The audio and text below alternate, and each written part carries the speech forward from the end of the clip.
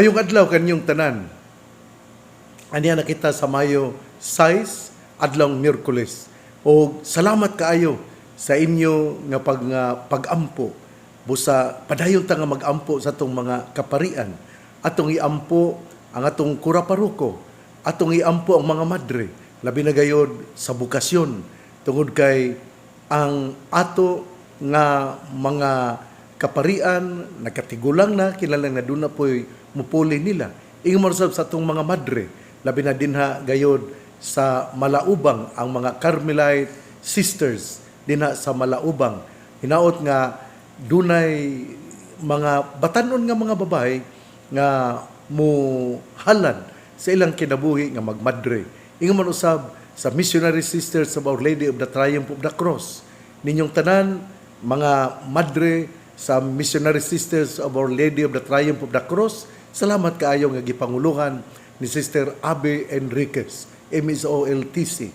Ingon man usab sa mga Mercy Sisters nga naa dinha sa St. John the Baptist High School sa Jimenez, Misamis Occidental, nga gipanguluhan ni Sister Helen Liboon. Ingon man usab dinha sa mga St. Joseph the Worker Sisters nga gipanguluhan usab ni Sister Aida Bano. Ninyong tanan nga mga madre, mag-ampo kita aron doon na pa'y mga batanon nga musulod o mupadayon sa inyo nga mga charism. Ang charism ipasabot ang ilang ministry. O akong padayonon usab paghagit ang mga batanon nga lalaki nga musulod sa seminaryo. Hinaot nga atong iampo usab ang mga vocations to the priesthood o ato nga tabangan ang mga madre inyong manusab ang mga batanon nga musulod sa pagkapari. Nining adlawng Miyerkules, Mayo 6, ang ato nga ebanghelyo atong kutloon sumala sa ebanghelyo ni San Juan. Si Jesus miingon siyang mga tinun-an, ako ang matuod nga punuan sa paras. O ang akong amahan mo itig atiman. Putlo niya ang tanang sanga nga dili mamunga, og pulungan niya ang tanang sanga nga mamunga, aron kini mahinlo og mamungag daghan. Nahinlo na kamo, pinagi sa mga pulo nga akong gisulti kaninyo. Gawas kon magpabilin kamo kanako, dili kamo makabunga, gawas kon magpabilin kini sa punuan. Ako ang punuan sa paras, og kamo ang mga sanga. Ang magpabilin kanako og ako diha kaniya, mamungag daghan. Kay kun wala ako, wala kamoy mahimo. Ang dili magpabilin kanako may sama sa usa ka sanga nga ibalibag og malaya. Pamuniton kini og dauban. Kun magpabilin kamo kanako ug ang akong mga pulong magpabilin kaninyo, makapangayo kamo bisag unsa og madawat ninyo kini. Sa inyong pagpamungag daghan, kapasidunggan ang akong amahan ug sa ingon niini kamo mamahimong akong mga tinun-an. Ebanghelyo sa atong Ginoo, daygon ikaw o Kristo. Mga igsuon, ang atong ebanghelyo karon, ang sentro, mao gayud ang hangyo sa atong Ginoo nga miingon nga magpabilin kita sa punuan. Ang punuan mao si Kristo o kita mao ang mga sanga. Mao nga si Jesus miingon, pabilin kamo ngari kanako. Pabilin o kita gihagit, kita gidasig nga magpabilin sa punuan. Unya, gibalik-balik po niya yun ang pulong magpabilin. Nindot man kayning mapulong nga magpabilin, no? Tingali nakita yun sa atong Ginoo nga naag yun ang kining mga tentasyon nga dili makafocus. Naag yun ang mga panghulga nga kita dili makapadayon sa pagbuhat nga mainiton nga walay paglurang mo na nga atong ebanghelyo karon nagpahinumdum kanato nga kinahanglan magpabilin kita sa sanga, sa magpabilin kita sa punuan. Kita man ang sanga, ang punuan mao ang atong Ginoo. Unya ang ningon pud kun ikaw magpabilin sa punuan, unya mamunga ka og mga maayong bunga, ikaw nakahatag imong gipasidunggan ang amahan. Mao man gipangayog sa atong Ginoo, dili ba? Nga kinahanglan mamunga kita o mga maayong bunga. Ang mga maayong bunga mao ang atong mga maayong binuhatan. Ug mo na nga sa ebanghelyo karon mingon sa inyong pagpamungag daghan kapasidunggan ang akong amahan ug sa ingon niini kamo mamahimong akong mga tinun-an. Sa tupadi ay kung magpabilin kita sa punuan, mamahimo day kita nga makahatag og daghang bunga. Pero ang gipahibalo niini mao ang bunga nga mga maayong buhat. Ug ang mga maayong buhat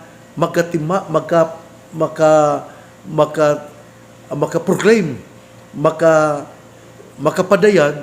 makapadayag kinsa ang ato nga amahan ug atong gipadayag ang mga maayong binuhatan ug tungod niini makapadayon kita sa pagpakita sa atong pagtuo. Ang atong Ginoo baraba sa kanunay gaingon gayud kanato nga kung kita mamungag mga maayong bunga atong napasidunggan ang amahan.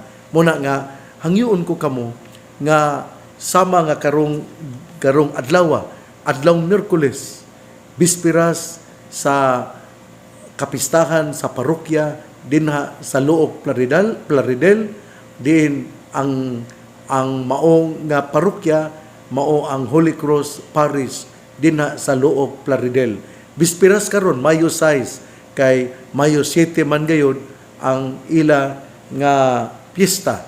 Busa hangyoon ko kamo nga ato gayud nga hinumduman nga ang ebanghelyo karon naghisgot gayud nga giauhag kita nga magpabilin sa punuan o importante kaayo nga kita dili mahamulag sa punuan kay kun ang mga sanga mahimulag sa punuan dili kini makahatag og bunga.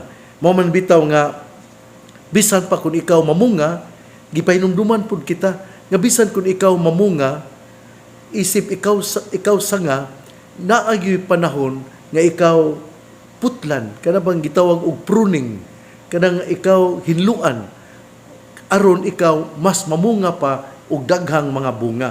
Mao na nga pahinumdum kini kanato nga bisan kun kita nagtinarong sa tong kinabuhi, bisan kun kita adunay mga maayong buhat, pero kita maka-encounter, kita makasugamak gihapon sa mga problema sa kinabuhi. O apan kini dili aron kita inudnod, dili aron kita gisilutan, pero kun dili kita gigiyahan aron kita mas mulawom pa ang atong pagtuo o kita makahimo pa og mas maayo nga mga maayong buhat. Di ba? Usahay. Mingon ka nga, nagtinarong mo ko sa kong kinabuhi. Nga naman nga gisulayan pa man gyapon ako. Nga nung gaantos man ako. O mo kini ang gisgutan sa ato nga ebanghelyo karon. Putlo niya ang tanang sanga nga dili mamunga og pulungan niya ang tanang sanga nga mamunga aron kini mahinlo og mamunga pagdaghan. Sa to pa di ay ipasabot nga bisan kun ikaw namunga og mga maayong bunga, aduna gyapon posibilidad nga ikaw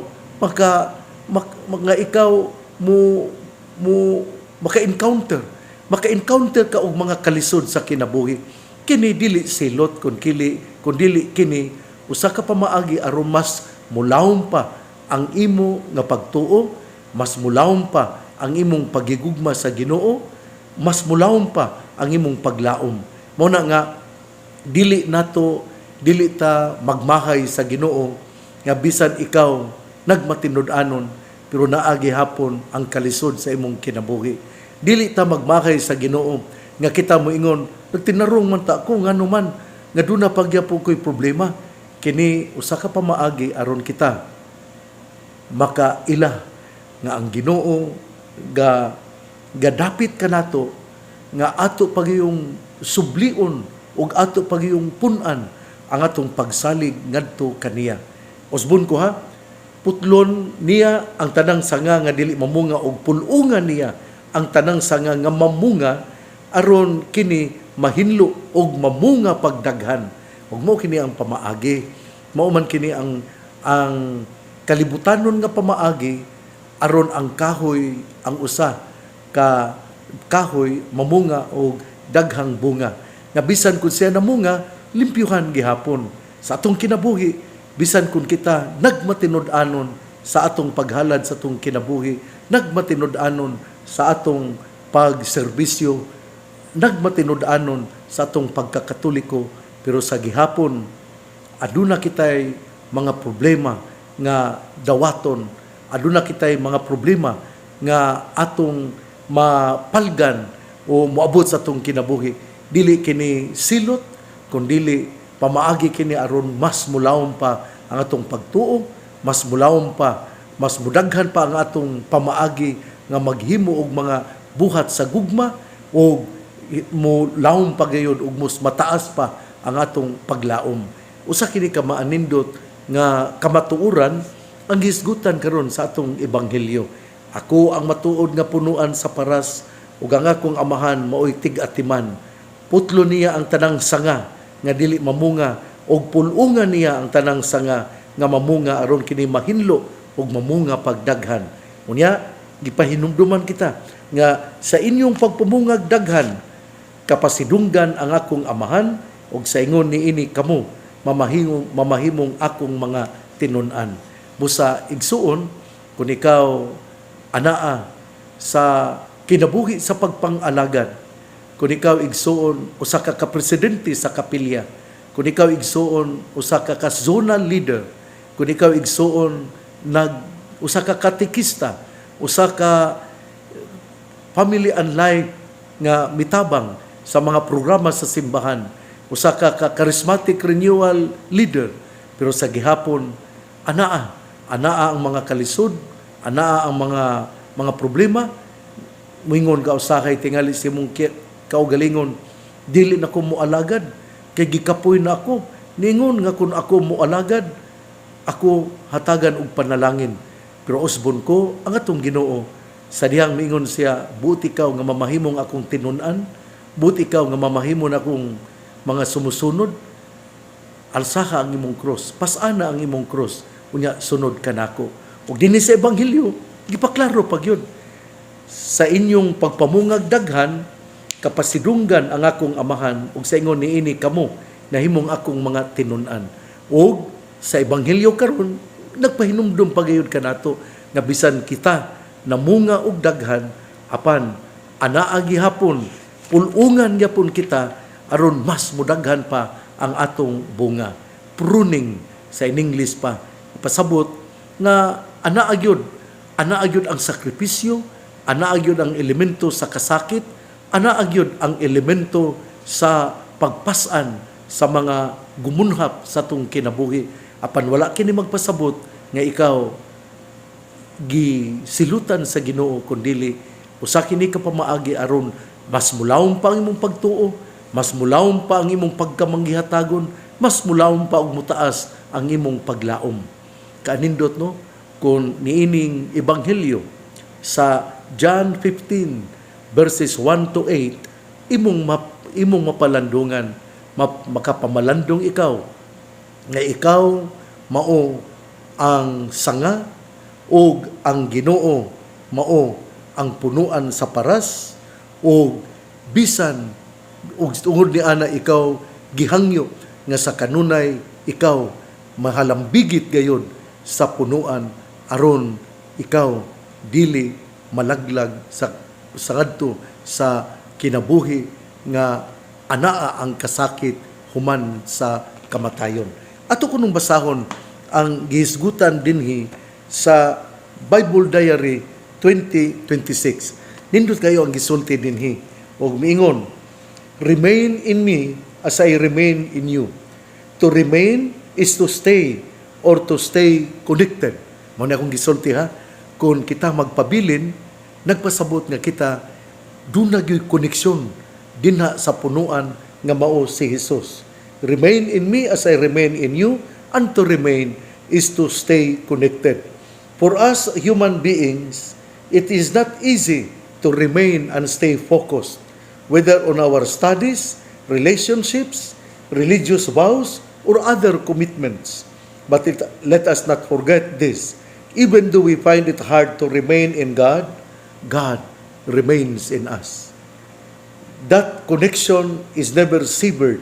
Indeed, we may not be perfectly faithful. We are constantly distracted and often succumb to temptations. But God remains in us. That is why the word remain is used repeatedly in today's gospel to convey His message that despite everything, He continues to remain. He is the kind of God who will not separate Himself from us. God remains. Even in our unfaithfulness, He continues to be faithful. Ug mao kini ang kinaiya sa atong Ginoo. Nga bisan pa kung kita dili kaayo nagmatinud-anon, pero sa gihapon ang atong Ginoo nagpabilin diha kanato. Pero importante nga kita aware nga ang Ginoo uban kanato. Hinaut-unta nga mao kini ang atong mahinumduman nga magpabilin kita sa atong Ginoo isip sanga dinha sa punuan kay pinaagi niini kita nahilambigit o anaa gayod nakonektar gayod nahimo gayod nga lig-on ang talikala nga midugtong kanato tungod kay kita nagpabilin man nga mainiton nga miila nga atong Ginoo mao ang atong manluluwas. Kaninot unta ana no nga usbon ko importante kaayo nga kita muila nga ang mga problema sa kinabuhi labi na kung ikaw usa ka nag-alagad pare madre pero naa ka sa mga problema wa man ni magpasabot nga ikaw gisilutan sa Ginoo kundili ikaw gipahinumduman nga importante nga mas mulawom pa ang imong gugma sa pagpang-alagad, mulawom pa ang imong gugma sa pagtuo, mulawom pa ang imong paglaom. Hinaot nga mao kini atong mahinumduman nining atong ebanghelyo karon. Igsuon ang mayong balita ang maong pulong ni Hesus, ang ayang pamation, pamalandungan ug paningkamutan nga mapuy-an mula ng tao nga namati sa pulong sa Ginoo. Samo siya sa kahoy nga gitanom, daplin sa usa ka sapa, kansang dahon dili gayud malaya. Tempo sa timbunga siya mamunga. Igsuon, ugma na usab. Akong hagiton ang mga katawhan dinha sa Mulabi, dinha sa Mahayag, dinha sa mga lugar din kini atong Sibya nahiabot. Muari kita sa Birhen sa Kuta. Ang Birhen sa Kuta daghan nga mga milagrosa o daghan ang nahimo tungod kay ang atong mahal nga Birhen Maria inahan man sa tong Ginoo ug sanglit siya inahan sa iyang mga pangamuyo dunggon gayud sa iyang anak. Usa ra man gyud ang atong Dios. Si Mama Mary wala man mo puli sa papel sa pagkamanluluwas. Pero si Mama Mary isip inahan doon dako nga papel usab aron dunggon ang ato nga mga pangamuyo. Knock and it shall be open. Pangita aron ikaw makakaplag. Muna nga kita miduol kang Mama Mary kay kita mituo nga siya adunay dakong papel tungod kay siya inahan man sa atong Ginoo sa tawhanon nga pamaagi. Inaot nga ikaw nga nakabati nako karon muduaw diri sa Birhen sa Kuta, diri sa dakbayan sa Usamis. Daghan kay mga tawo nga nangari diri, daghan kaayo ang nanagkot og kandila gikan pa sa Davao City, dinha sa Cagayan de Oro, dinha sa Bukidnon, ug daghan pa kaayo dinha sa Malingaw, dinha sa Tubod, dinha sa Aurora, daghan kaayo dinha sa Tukuran, daghan kaayo ang mianhi dinhi sa Birhen sa Kuta. Busa ikaw akong gisultihan karon aron imo usab nga buhaton aron ikaw moari kun ana ikaw sa mga problema sultihi ang mahal nga Birhen sa Kuta kay dili kagayod niya talikdan, matinabangon ug maluluyon ug mohimo gayud siya aron ikaw panalanginan sa iyang anak nga si Jesucristo. Ang pangaliya sa mahal nga Birhen Maria nga gisangpit sa mga misamisnon nga Birhen sa Kuta, ang Ginoo sa kanunay magapanalangin kanatong tanan, Amahan, Anak ug Espiritu Santo. Amen. Padayon kita nga mag-inampuay ang pag-ampo gahom aron kita mupadayon nga lagsik sa atong paglakbay sa ato nga pagpanaw padulong sa gingharian sa Amahan. Padayon nga magampo kay ang pagampo pamaagi aron kita magmasinugtanon o magmalig-on sa atong panaw padulong sa iyang gingharian. God bless. Mabuhay tayong lahat.